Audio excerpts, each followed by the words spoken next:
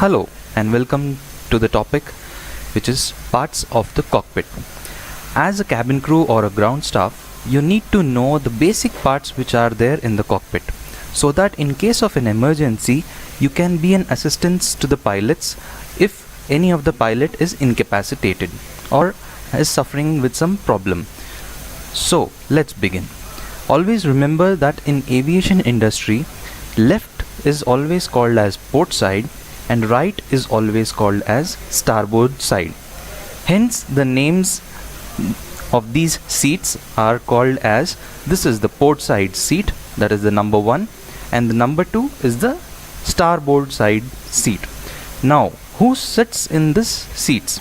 The PIC, that is pilot in command, the senior most pilot, he will be seated in the number 1 seat, okay, which is called as port side seat.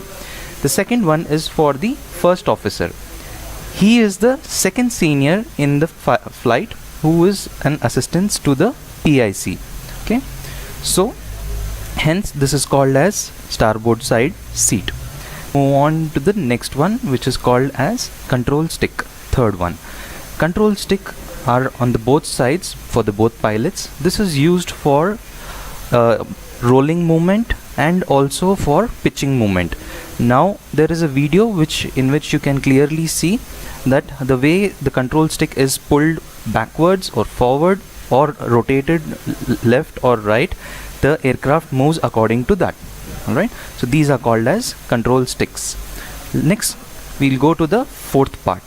The fourth part is here. This is called as center console. All the controls which are required for the pilots are in this center console. This whole thing is called as center console. Alright, this whole section is center console. In this there are various parts which I'll cover up later on. Okay, next let's go to the fifth one. Fifth one is the lateral console. Lateral console is the towards the window. This section is called as lateral console.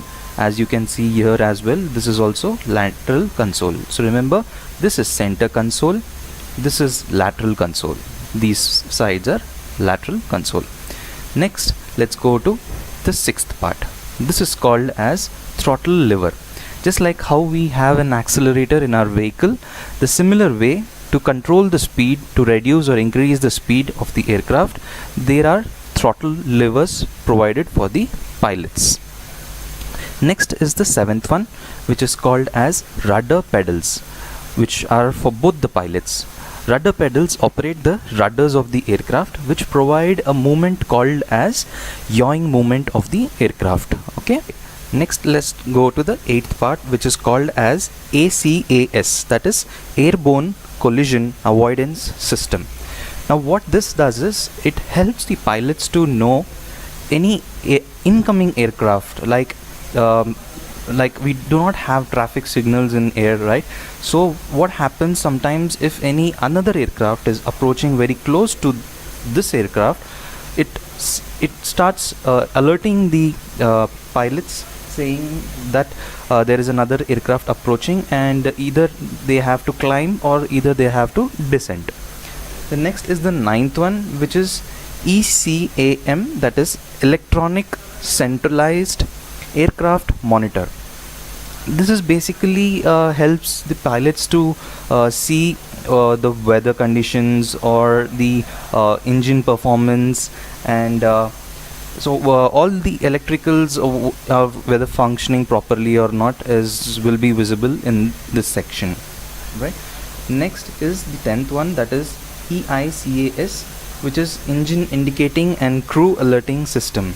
So here it also shows various figures of how the engine is performing, or whether the engine is getting heated, how is the altitude in the air of the aircraft, and various other things. Now see, basically these are for pilots. It has very in-depth information in that, which I cannot wrap up in this basic cockpit section. Let's go to the 11th part. This is overhead instrument panel. Okay, there there are various switches in this for controlling the pressurization of the system, cabin lighting, aircraft air conditioning, and various other things are located in this. As I told you before, we do not have to go into the in-depth of what is where, which switch is what, but just for the general knowledge we have to know that. Next, let's go to the cockpit windows.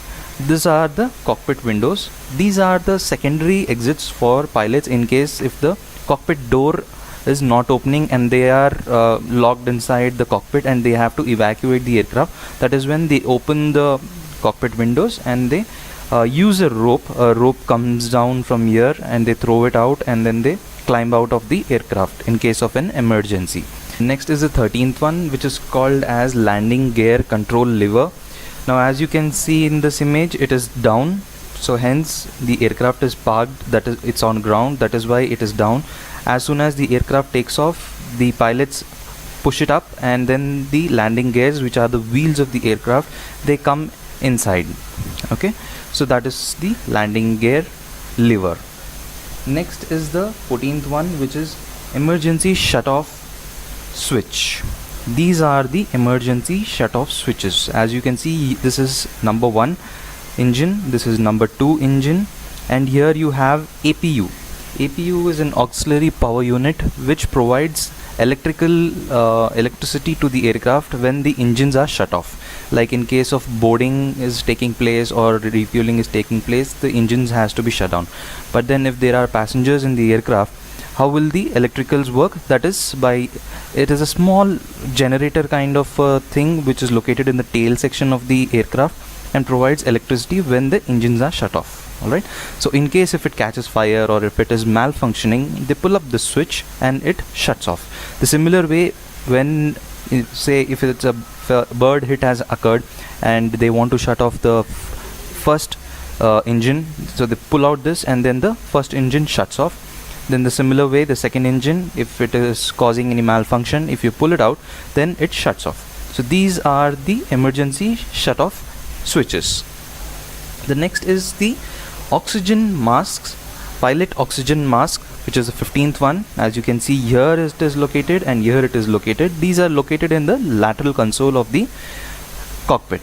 Okay, so now these are used by the pilots in case of a decompression, when the pressurization system is not working properly, so they can, or in case of a fire or smoke in the aircraft, so they pull out these oxygen masks and they don it, and then they have the pure oxygen to breathe, so that they don't so that they are not uncomfortable and so that they can just concentrate on flying.